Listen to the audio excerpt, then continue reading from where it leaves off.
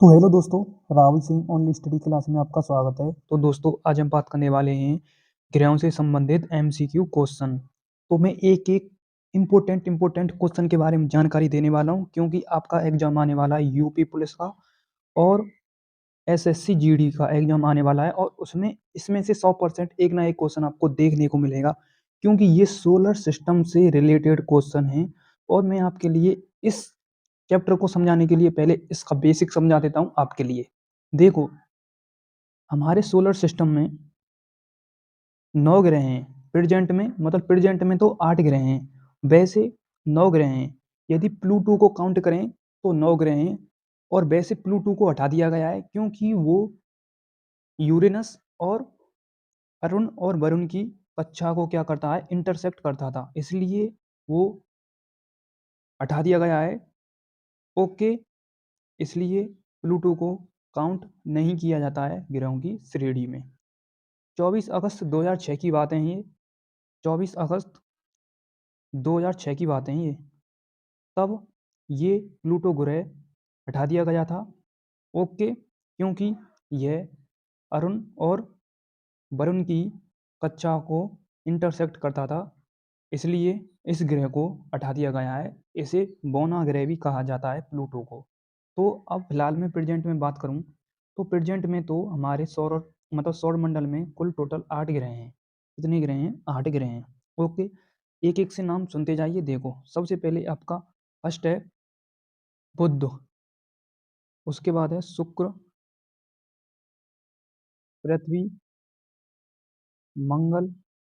Okay, उसके बाद है बृहस्पति, उसके बाद है शनि, उसके बाद है अरुण, उसके बाद है वरुण। तो टोटल कितने ग्रह हो गए?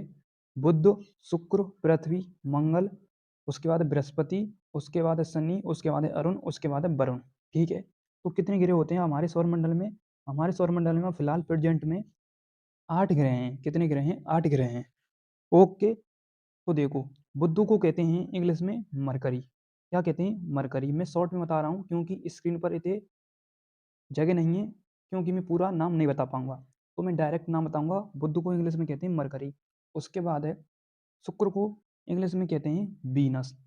Okay, beans. ठीक है, यहाँ तक क्लियर। उसके बाद है अर्थ को कहते हैं, यानी पृथ्वी को कहते हैं अर्थ। ओके, उसके बाद मंगल को कहते हैं मार्स। ओके, उसके बाद बृहस्पति को कहते हैं जुपिटर। जुपिटर। उसके बाद शनि को कहते हैं स्टेरन। सैटर्न, इस मतलब एक अजीब सा नाम है इसका, स्टेरन इसका नाम है। ठीक है, यहाँ तक क्लियर। उसके बाद आपके लास्ट आते हैं अरुण और वरुण। ठीक है, अरुण और वरुण।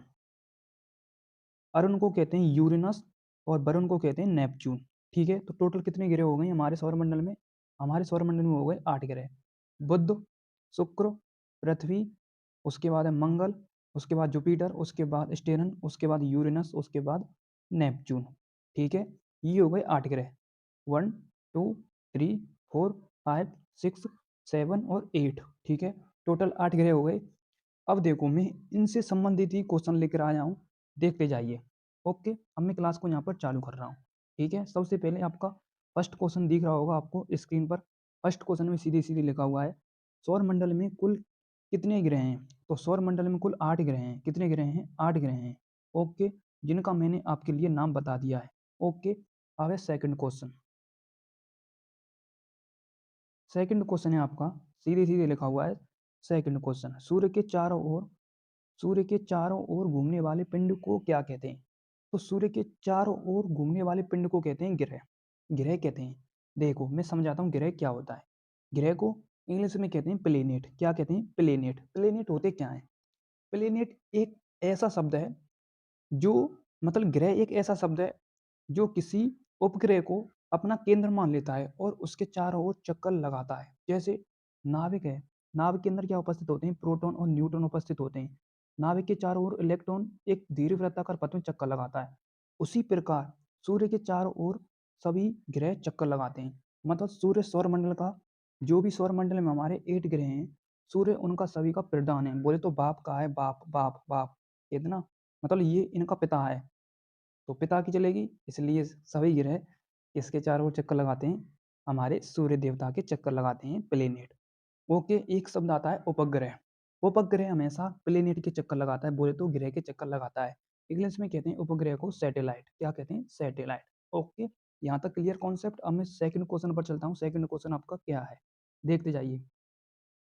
सेकंड क्वेश्चन है आपका, यानी थर्ड क्वेश्चन, किस ग्रह के चारों ओर घूमने वाले पिंड को क्या कहते हैं? अब देखो, मैंने बताया था, जैसे पृथ्वी के चारों ओर कौन चक्कर लगा रहा है? चंद्रमा चक्कर लगा रहा है ना, चंद्रमा चक्कर। तो उसे हम क्या कहेंगे चंद्रमा को? वो उसका क्या है? वो है उसका सैटेलाइट, बोले तो उपग्रह। इसलिए क्या होता है उपग्रह? किसी ग्रह के चारों ओर, ग्रह की बात हो रही है इसमें, बल्कि सूर्य की बात नहीं हो रही है। तो ग्रह के चारों ओर घूमने वाले पिंड को क्या कहा जाता है? उपग्रह कहा जाता है, बोले तो सैटेलाइट कहा जाता है। ओके, उसके बाद है आपका नेक्स्ट क्वेश्चन। नेक्स्ट क्वेश्चन सीधे सीधे दे रखा है। नेक्स्ट क्वेश्चन में क्या है? नेक्स्ट क्वेश्चन में सीधे सीधे दे रखा है, सबसे पहले ग्रहों की गति का नियम किसने लगाया? तो ये भाई साहब केपलर ने लगाया। केपलर ने ही मतलब ग्रहों की खोज की थी। ठीक है, यहाँ तक क्लियर। और सौर मंडल की भी खोज की थी इसने। मतलब ग्रह की गति का सिद्धांत तो केपलर ने दिया था। ठीक है, यहाँ तक क्लियर। उसके बाद है हमारा नेक्स्ट क्वेश्चन।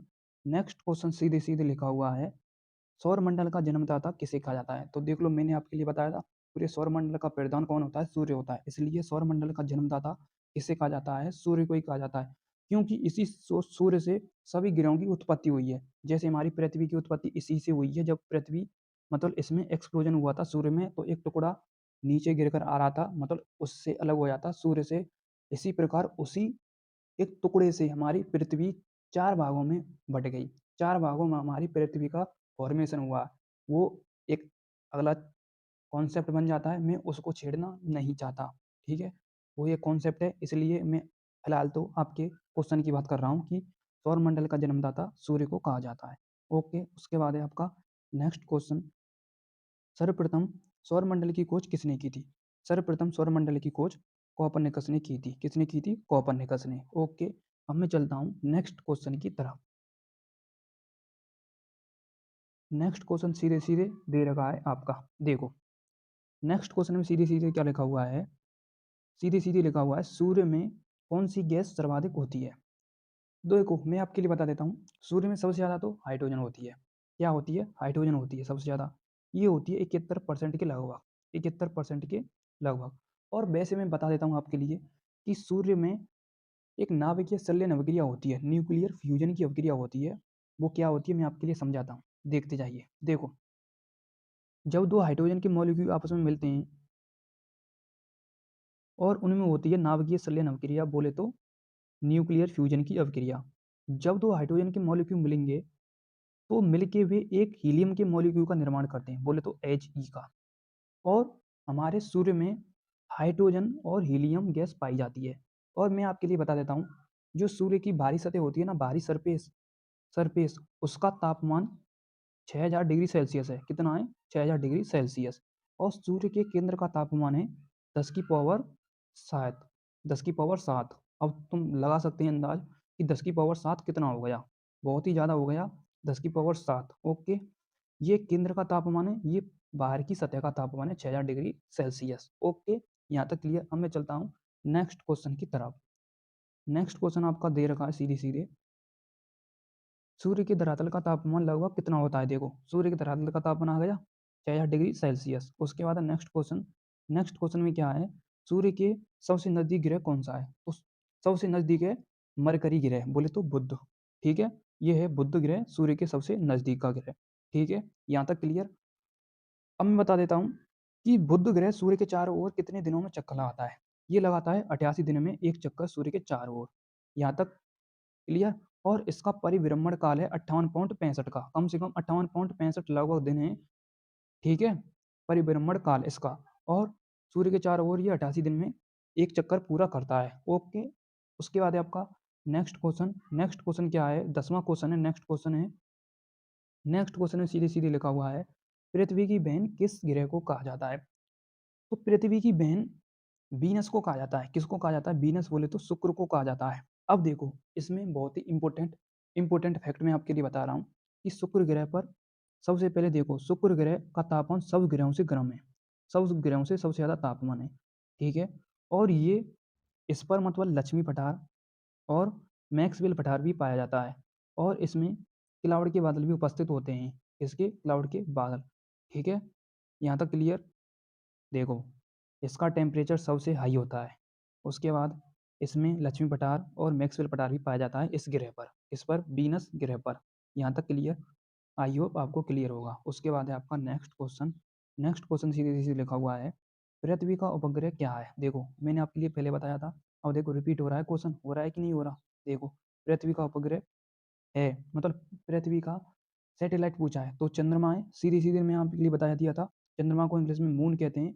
ये इसके चारों ओर चक्कर लगाता है। ठीक है।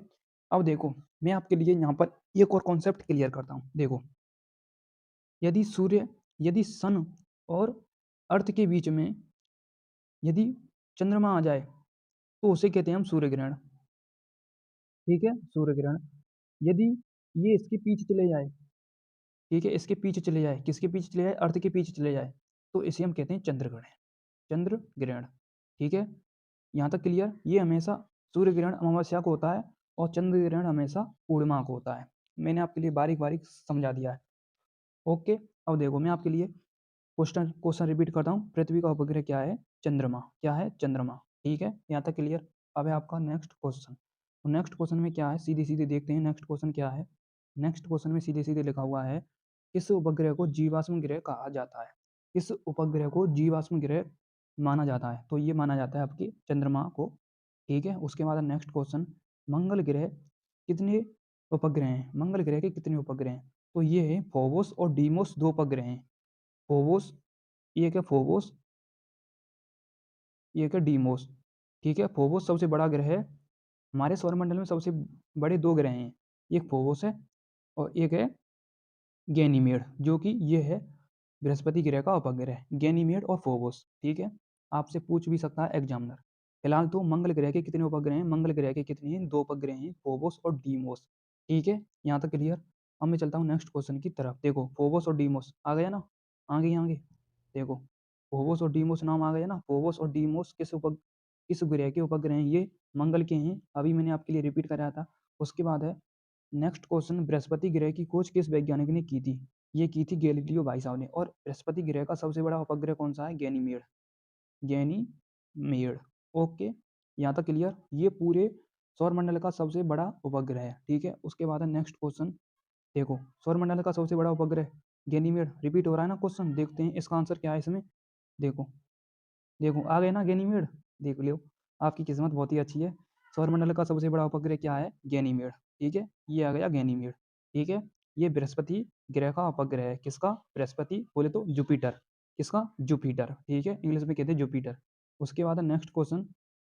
नेक्स्ट क्वेश्चन सीधे सीधे दे रखा है, हमारे सौरमंडल का सबसे निकटतम तारा कौन सा है? तो ये है प्रोक्सिमा सेंचुरी। प्रोक्सिमा सेंचुरी सबसे निकटतम तारा है। ठीक है, ये एक तारा है, ग्रह नहीं, ये तारा है, स्टार है। उसके बाद नेक्स्ट और सबसे चमकीला तारा होता है सौरमंडल का साइरस, या इसे सीरियस भी कहते हैं, सीरियस, और साइरस भी इसे कहा जाता है।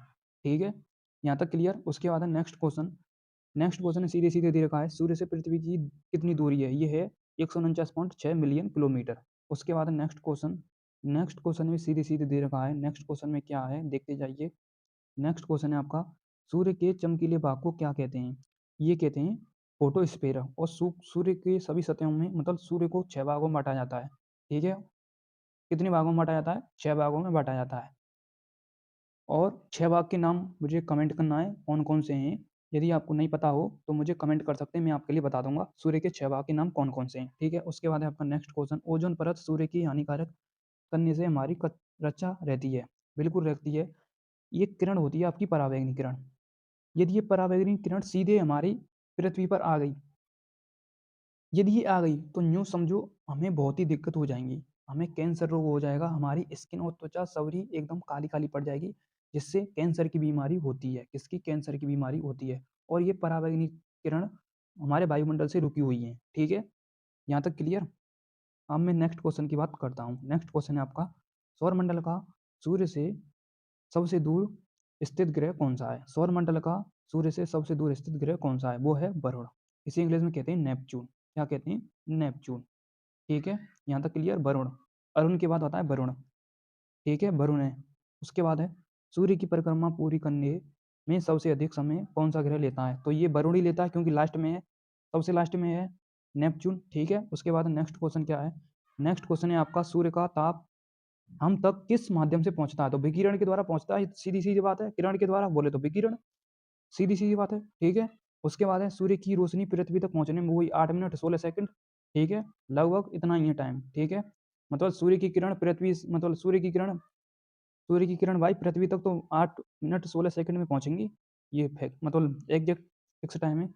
उसके उसके उसके उसके बाद है आपका नेक्स्ट क्वेश्चन है आपका, सूर्य की ऊर्जा का स्रोत किस प्रक्रिया में नीत होता है? देखो मैंने आपके लिए बताया ना, दो मॉलिक्यूल हाइड्रोजन के मॉलिक्यूल मिलेंगे, एक हीलियम के मॉलिक्यूल का निर्माण करेंगे, ठीक है।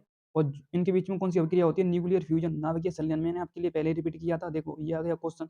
उसके बाद है आपका नेक्स्ट क्वेश्चन, नीला ग्रह, वही पृथ्वी को कहा जाता है नीला ग्रह, क्योंकि 71% इस पर जल है, जल की मात्रा बहुत ही ज्यादा है, इतना बड़ा समुद्र है, विशाल समुद्र है, और देश तो बहुत ही कम है, पानी ज्यादा पाया जाता है, इसलिए ये अंतरिक्ष से देखी पृथ्वी को तो नीली दिखाई देती है, इसलिए पृथ्वी एक नीला ग्रह है, ठीक है।